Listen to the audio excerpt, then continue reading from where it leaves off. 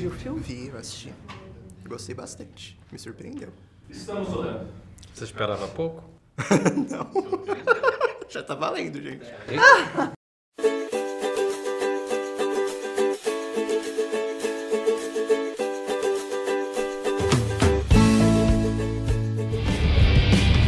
Eu queria aproveitar esse momento para agradecer a alguém muito especial. Alguém com quem eu divido mais do que o trabalho. Divido a vida.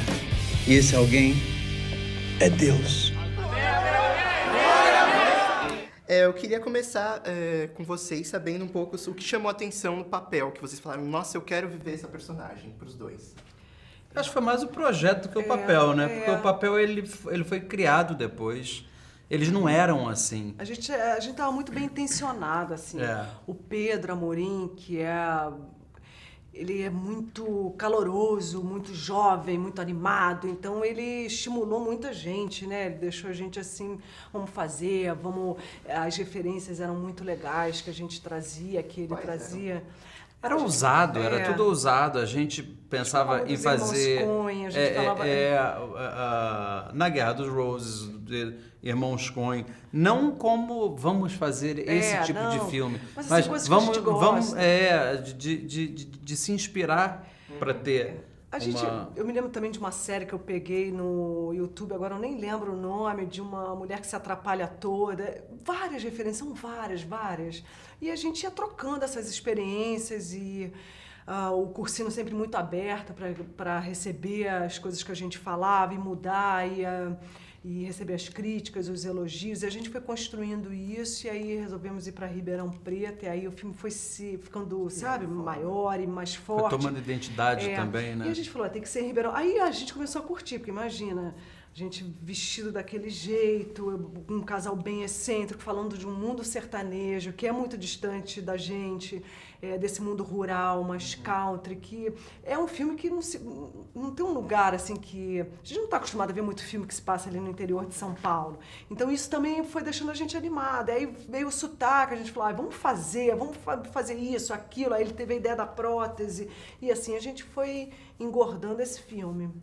E vocês fizeram algum laboratório, algo do tipo, pra trazer essa essência do sotaque, sem deixar ela caricata e tal? A gente morou aí. Morou lá. Quanto tempo de gravação? 2 meses, praticamente, morando lá. A gente morou lá, mas claro, a gente fez aula com a Rose, lembra? A gente fez aula com a Rose, verdade.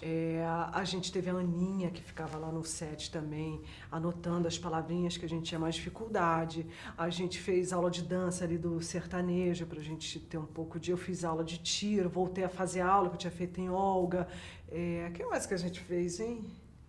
Não lembro. Passeou por Ribeirão Preto, foi ao mercado, andamos nos canaviais, fomos aos restaurantes de Ribeirão Preto, vamos conhecer a cidade, né? E teve algo que vocês trouxeram de personagens anteriores de outros filmes pro set? Pros personagens novos? Não, eu acho que você traz alguma coisa que é uma essência sua, né? Mas nada assim pensado, assim, isso acho que não.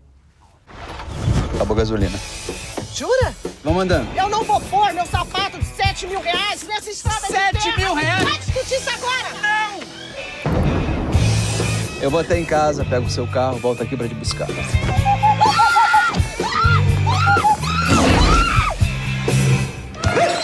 Lembra de mim, amor? Vocês dois têm um histórico, assim, trabalhando juntos em outros filmes. Eu queria saber se isso contribuiu pra química ficasse tão orgânica no filme ou foi parte da direção mesmo. A gente já trabalhou junto, mas a gente teve intimidade, eu e ela, no último filme que a gente fez, que nem estreou ainda, que é o Animal Cordial. Ali, porque às vezes que a gente estava junto era em novela. Novela é um bando de gente. Tem gente que nem se cruza. Então a gente não gravava juntos. Era o nosso caso, eram núcleos diferentes. Então eu não tive intimidade com ela, eu tive agora no outro filme. Mas ajuda quando você encontra uma pessoa que você pensa parecido, que você tem... A gente cria parcerias, né? E esse elenco a gente fez muito isso. A Luciana Paz também, que faz a minha amiga no divórcio, ela faz o par com o Murilo no Animal Cordial. O Telmo Fernandes, que é um amor de pessoa. O Gustavo Vaz, a Cíntia, a Lu Grimaldi, Isso acontece com frequência no cinema, né? A gente fica se perguntando até onde a química realmente vai pro diretor e pro produtor. na hora de chamar o elenco, nossa, eles já têm uma certa proximidade entre eles, talvez funcione melhor em cena, e às vezes a gente acaba ficando com isso. Ou é realmente até o diretor mesmo que trabalha isso com vocês no set, para chegar nesse resultado orgânico. Eu acho que vem do começo no momento que você escala um elenco bacana, dificilmente aquilo vai desandar, né? Não é que você pegue duas pessoas que não tem nada a ver e você faz os dois terem uma química, não. Você tem que... você pega pessoas mais ou menos do mesmo clube, não é? E junta. Aí, claro que vai dar certo. O gênero de comédia, ele é muito forte aqui no Brasil. Eu queria saber até onde isso ajuda na hora de conseguir patrocínios, visto que esse filme tem muitos, aparentemente, bem grandes. Você pode contar um pouco? Posso sim. A gente, na produtora, tem outros filmes que não são de comédia e que também tem patrocínio. Acho que depende muito da estrutura que você faz, né? Da maneira que você constrói. Eu venho de uma história já, não vou dizer longa, porque eu estou no cinema só há 10 anos, acho que longa eu vou estar no cinema há 40 anos, em que eu vim construindo essas relações. Então é por isso que a gente tem esse apoio, mas não se deve a ser comédia. Inclusive eu acabei de rodar um filme sobre motocross, que é um thriller terror, que está em Toronto, inclusive, é o único filme brasileiro em Toronto, e que tem praticamente os mesmos apoiadores. Então é mais uma questão de construção de relacionamento em uma década do que, na verdade, o gênero do filme. É verdade, porque assim, geralmente investe um pouco isso, né? Assim, investe-se em comédia porque tem muito investidor em comédia, porque a comédia da bilheteria, ou a comédia da bilheteria porque tem muito investidor, né? Na verdade, assim, o que acontece o que vende sempre bem é qualquer projeto bom, né? Quando a história está bem contada, seja comédia ou não, né? A comédia, vamos lá, assim, ela aparece mais, ela estoura mais por uma característica do público brasileiro, né? Mas eu acho assim, você pega filmes excelentes esse ano que não são comédia, que tem bastante investidores e que, entendeu, estão aí fazendo e acontecendo, né? Mas é claro que a comédia é por uma característica do público brasileiro. O público gosta da comédia. Isso aí não é de hoje, desde os anos 50, 60, né? Das nossas chanchadas, da coisa que sempre teve interesse pela comédia. É um forte nosso, é uma pegada boa que o brasileiro tem. Entendi. Até porque a gente faz muito, né? E eu acho que tudo que a gente faz muito, a gente fica bom. Fica melhor, exatamente. Se você pegar, por exemplo, nossos dramas, que a gente também faz muito, são muito bem recebidos, né? Esse ano, em Berlim, a gente teve, acho que mais de 10 filmes brasileiros selecionados. Você vê o sucesso de Cidade de Deus, de Carandiru, de Tropa de Elite, por aí afora. Documentário, então, nem se fala. Você imagina, nosso grande documentarista, Coutinho, quando faleceu, o Oscar fez lá homenagem a ele. Então, eu acho que uma coisa importante é a gente agora exercer outros gêneros também, como policial, como romance, como suspense.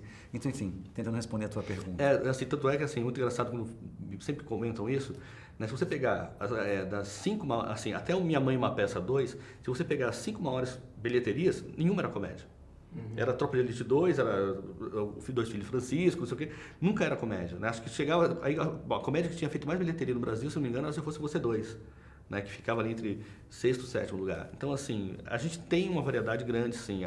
É que o público... Assim, eu acho que a comédia ela é mais barata de se fazer também, entendeu? Não no caso dessa, mas assim... que tem uma qualidade superior, na minha opinião. Então, assim, eu acho que faz parte. Queria saber nessa questão ainda, como vocês enxergam o futuro do cinema numa eventual fim da não renovação da lei do audiovisual para o próximo ano? Bom, eu creio que ela vai ser renovada. E é fundamental que seja, porque ela é um grande apoio ao cinema, né? Eu acho que o apoio ao cinema, ele existe... Aliás, eu tenho certeza do que eu estou te falando. Ele existe em todo o mundo, inclusive nos Estados Unidos. As pessoas têm a ideia, nos Estados Unidos o cinema não tem apoio de fundos públicos. Isso não é uma verdade. Se você pegar, por exemplo, A Bela e a Fera, tem 40 milhões de dólares de incentivo fiscal. Se você pegar, por exemplo, Piratas do Caribe, tem 30 milhões de incentivo fiscal. Transformers tem mais 30 milhões de incentivo fiscal. Por quê? Porque é fundamental que os países apoiem as suas iniciativas culturais. Eu torço muito para que a lei do audiovisual seja renovada, porque a pior coisa que a gente pode viver é a chamada solução de continuidade. Começa, para tudo, recomeça de novo. Começa, para tudo, recomeça de novo. Como foi o grande erro do Collor de terminar com o Embrafilme, né? Foi praticamente um crime contra a cultura nacional que demorou anos depois para o cinema nacional voltar a existir. Então, enfim, eu torço e acho que a atual gestão vai conseguir a renovação dela. Tomara. Então, eu queria saber, em relação ao filme, teve alguma cena específica que foi rodada, se vocês podem compartilhar, e que acabou entrando no corte final? como assim? alguma cena acidental, que isso acontece às vezes no set, que acabou sendo filmada e foi parar no filme, assim, rolou algo do tipo? Tem sim. Tem algumas. na verdade, assim, por exemplo, tem algum, por exemplo, a risada da Camila, por exemplo, não estava no roteiro, né? Foi uma coisa que a atriz trouxe, né? E eu acho que ela deu um up nas cenas dela, né? Com aquela risada, né? Assim, que aquilo funciona, né? Então foi uma coisa que a atriz trouxe, que não estava no roteiro e que ela criou na hora, assim, bateu uma bola com o Murilo, criou e colocou. Assim, todo filme tem muito isso. Quando o ator se apropria do personagem, quando o ator se apropria um pouco, ele acaba até se apropriando um pouco da história, né? Assim, e não chegou ao ponto de alterar a história, embora não, o final foi alterado, o final é diferente do roteiro, o roteiro tem outro final. E qual é? Não, assim, é um final que eu não posso falar, que eu quero dar spoiler de mim mesmo, mas assim, era um final um pouco mais cômico do que é o que está agora, então um pouco mais romântico, né? Que foi a pegada que o Pedro sentiu, né? E eu acho que resolveu muito bem, entendeu? Assim, eu lembro que ele me bateu por telefone, ele conversou por telefone sobre esse final, eu falei, cara, é o que você está sentindo? Vai embora, você que está no set, você que está realizando. Então tem coisas que mudam, assim. Um filme, enquanto ele está sendo feito, ele é muito vivo, né? Assim, não dá para ser escrito em pedra, né? Você tem que aceitar o que vem, porque principalmente comédia, onde um improviso pode salvar uma cena, um improviso pode valorizar uma cena. É claro que às vezes pode derrubar uma cena, mas é muito difícil quando você tem gente tão talentosa ali presente no set. Tu não viu o que ela postou no Face, não? Tem gente que nos deixa com gostinho de quero mais. Quero mais que se foda.